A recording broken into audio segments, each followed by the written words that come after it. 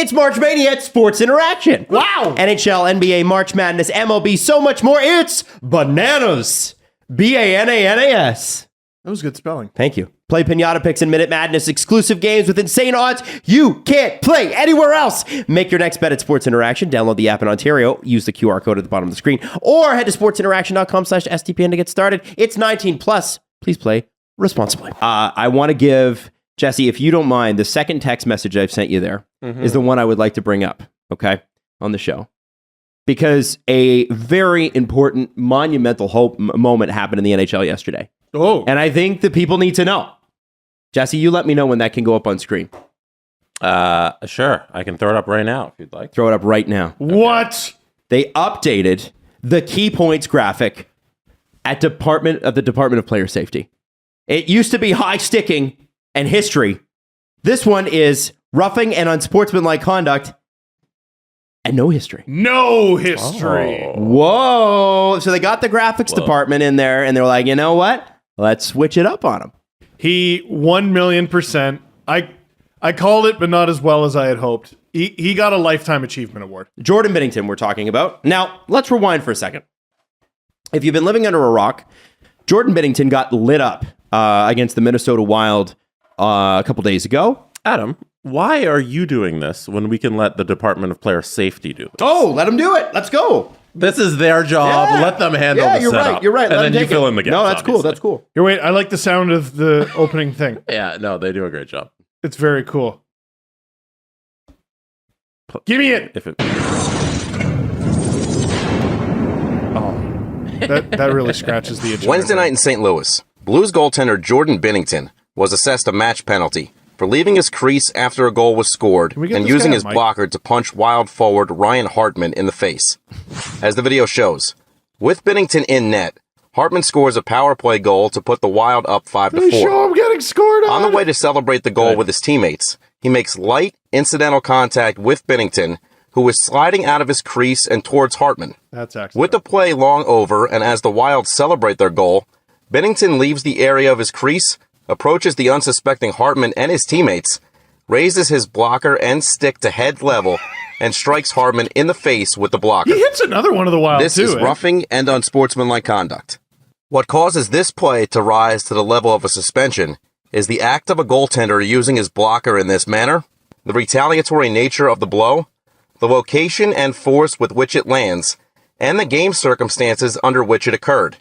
Recklessly entering an opponent's goal celebration long after the play has ended for the purposes of seeking retribution will not be tolerated. To summarize, this is roughing and unsportsmanlike conduct.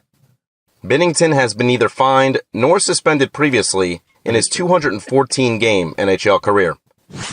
The Department of Player Safety has suspended Jordan Binnington for 2 games. Wow. Now, if he keeps playing like this, he's already reached the halfway point of his career. Probably he's past it. He's had a terrible year. And here's the funny thing about this is that Jordan Binnington was getting lit up. What I found it interesting in that video, the thing that they did not mention is, he cocked his arm with the blocker, punched him. First off, they're like, well, it's the force at which they punched him. No, throwing the punch at all should be enough. But it's that the fact that Ryan Hartman's head and neck snapped back, if you see it in the replay. And the second part is, he's holding his fucking stick. Yeah. He's And holding a log. Yeah. We're not going to mention that? No, it's the blocker, not it's the blocker. giant piece of fiber he's holding. That's right. Yeah. I was like, okay, that's fine, whatever, man. I think what's funny about all this, and St. Louis fans, certain St. Louis fans will defend Jordan Binnington, but you got to remember, even the coach won't defend Jordan Binnington anymore. Berube said earlier this year he's got to stop with the clowning and start stopping pucks. This is like the 4th or 5th time he's done this. But this time I'll give Benner credit. He actually threw the punch. Right. Normally he's punching air. But Not even. this He's is going, you call this a Lifetime Achievement Award because I don't know if it's a suspension under normal circumstances. I don't know the last goalie to get a suspension for a blocker punch. There should probably be more. But like Carey Price just wailed on a guy like multiple times years ago. I don't even know if he got a fine. He might have got a fine. but that's Carey Price. You can't suspend him. Well, no. But there's history, eye-sticking and history. Actually, not this time. It's unsportsmanlike. There's history, but there's history when you get a suspension and then you do something suspension-worthy again. But I think what's going on with Jordan Binnington and the fact that he got 2 games is just proof that, I mean, they are paying attention, right? Mm-hmm. I'm sorry. Another goalie does not get 2 games for this. No, it's them. It's the NHL saying, "Hey, man, stop being a wiener." Yes, it is. It's a lifetime achievement award. It's probably overdue. But the thing is, like, what prior to this would you suspend Jordan Binnington for? Maybe a fine. Like anything where the goalie just leaves their net to challenge anybody to a fight. I don't know. Well, I think in this case, you know, the thing is that it's not just leaving to challenge a fight and have a fight or whatever. It's that he does this all the time. Mm-hmm. And at a certain point, the NHL is like, okay, put your clown shoes away, and sit down for a couple games. And I think that's what it is, right? It's sort of like I saw this coming around on the internet yesterday. St. Louis fans defending Benner and being like, "You guys all want personality." I was just about to get in there. Well, personality in the game, you finally get it and you hate it. That is not personality. That's dipshit behavior. It is. Shithousery? Oh, it's just, I wouldn't even give it shithousery. I don't know how you could define that as personality. No. Yeah. That's just, you're a knob. And like, imagine you're his teammate and he's done that. Now you got to get into that scrum and take a couple punches to the face because he sucks at goalie right now. Like, well, this is the thing. Like, I do think, you know, sports needs heroes and villains. Mm-hmm. Often, like the best villains in wrestling, for example, are the villains that win. Well, that's what makes Brad Marchand a great villain. Yeah, you got to knock them off their pedestal, right? Corey Perry. Oh, right? Great villain. Yeah. He won the Rocket. Didn't he win the Hart? And he won a couple. He's now won a couple cups. Yeah. What he won? And he got one in the cup a couple of weeks ago. He won a cup. He's won a shitload of playoff rounds, right? And then when you see him get knocked off his pedestal in the Stanley Cup final, it's there's satisfaction. But like this dude gets killed, like he just gets completely lit up. He was a better villain when he won the cup. Yeah, the thing, kinda, yeah. These incidents tend to happen more when he's getting caved in. Yes, you know, when the Blues are down 8-1 and Bennington's allowed 8 goals, like that's when he starts to lash out like a baby. Yeah. Oh, hey, are you nervous? Do I look nervous? Oh shit! And then he goes on to win the cup, and we go, oh shit! Yeah, that was personality we could get behind, but but not every bit of pizzazz is necessarily personality or like likable or even like good for the game. Yeah. His save percentage is down 40 points since their Stanley Cup winning year. His goals against average is almost 2 above what it was. It was 189 when they won. It's 339 now. We at the NHL Department of Player Safety sentenced the St. Louis Blues to have a goaltender with a save percentage that starts with a 9 for the next 2 games. What they should have done is sentence the Blues to starting him.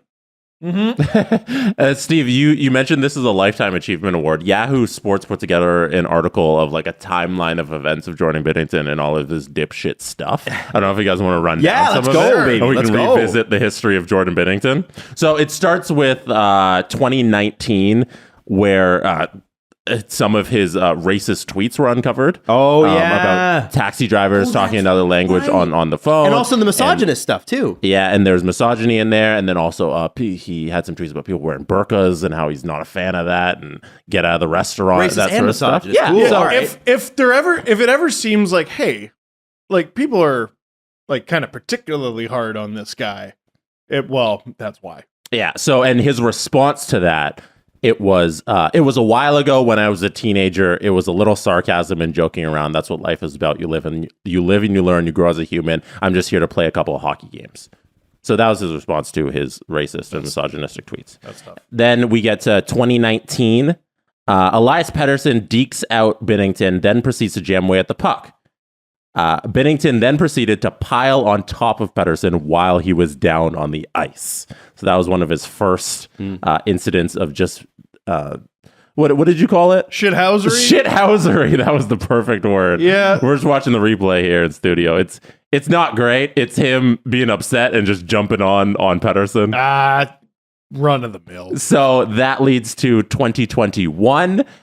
Evander Kane, playing for the Sharks at the time, beat Bennington on a deflective shot. After some hesitancy, the Blues elect to pull Bennington from the contest, and while he's skating over to the bench, Bennington circled back to the Sharks and evidently took offense to something. Bennington then proceeded to throw a fake punch at Erik Karlsson and then skated the length of the ice, pushing the Sharks goaltender Devan Dubnyk before leaving the game. Like, do you guys remember that one? So where he was punched? pulled and then did that? Yeah. You're an ineligible player. Yeah. Get off the ice. You're out of the game. Then in that same, or in the next season, 2021, in the first of two incidents. Sorry, before you get to the next one, Yeah. I just want to remind everyone of the narrative that Bennington helped the Blues win that game because they were getting lit up because of him. They got pulled, but because he, because he did that to Karlsson. Yeah, because he did that, then they came back and won. Yeah. Oh, and that was all thanks to Jordan Binnington, who didn't make a single fucking save after getting pulled on account of he was pulled. Yeah, and then didn't fight Devan Dubnyk after going all the way the other end of the ice to challenge him. He didn't fight him. No. So, yeah, he doesn't. tough guy. Because he doesn't fight. Yeah. So then the next season, He has fought in the AHL. yeah. So the next season Phoenix he gets Copley. into it with Nazem Kadri. That was the Swix stinging swinging incident. No, Swick. I like Say that that 20 times fast. Slightly sick snakes.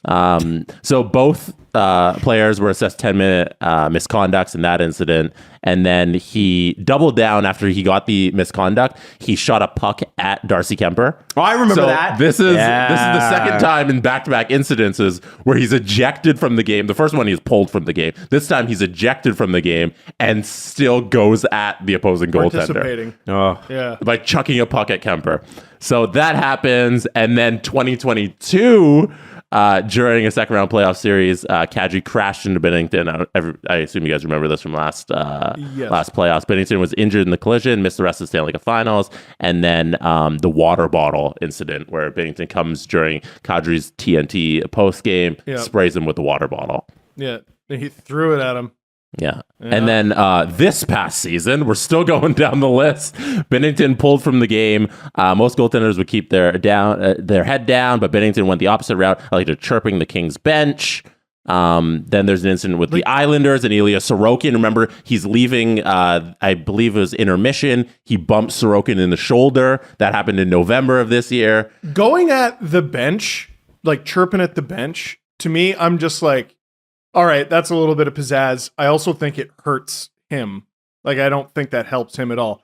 The shoulder, I like a bench chirp because there's nothing they can do about it. yeah, it's fine. You can't do anything from the bench. But like the bumping Sorokin, I'm like, you're a shithead. You're a shithead for Then doing there was that. the Jordan Stahl incident in December. So that's our third one this season. What was the Jordan Stallings?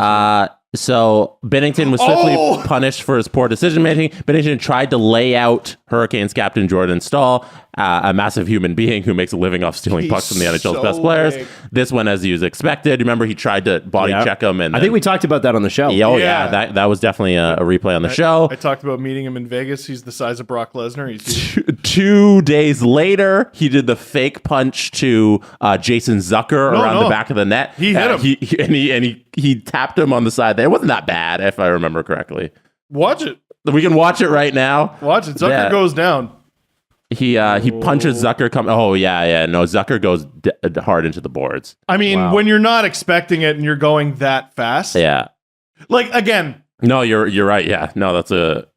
So do you It's a see hard how one. there's a bit of an escalation? Yeah. Right? From sort of cheeky shithousery to like, oh, he's actually hurting guys now. Yeah, it's dangerous. Mhm. Yeah. And then we get to today, where he's suspended. Yeah, and you know, like That was a long timeline. Hockey's dangerous, right? So it's not like it's like, oh wow, like how is that different from any other play? Well, it is because he's holding a big wooden stick, and he's got a, when you are when most people when they throw punches in hockey, it's bare knuckle, right? It's not a fucking huge blocker. And as much as that blocker is sort of soft, if it's coming at you real fast, it's not that soft. No. Water's great to jump into, but you wouldn't want to do it from 150 feet. It's one of those things that the faster it comes, the harder it hits. And I think with him, it seems like he's having a frustrating year. It seems like the fans are on him. It seems like the rest of the NHL fans in general are on him. and his coach is on him. You know, Craig Berube, I want to bring that back again. Craig Berube has called this out directly. Yeah. And it They're not getting saves. it doesn't mean that they don't, you know, he doesn't like him or whatever. He doesn't think he's a good goalie. He is capable of more than this. He's shown that, and he's not showing that this year. Why is he not ready? Why is he not prepared? And goaltending is a very mental position. And I wonder if the escalation this year has to do with something else that's going on, whatever it is, whether it's, you know, frustration with hockey, or you never know what's going on in someone's personal life. But I just feel like at this point, if I'm Doug Armstrong, I'm pulling him and Berube into a room along with the goaltender coach and going, what do we need to do to get your head back in this game? That's a $6 million goalie.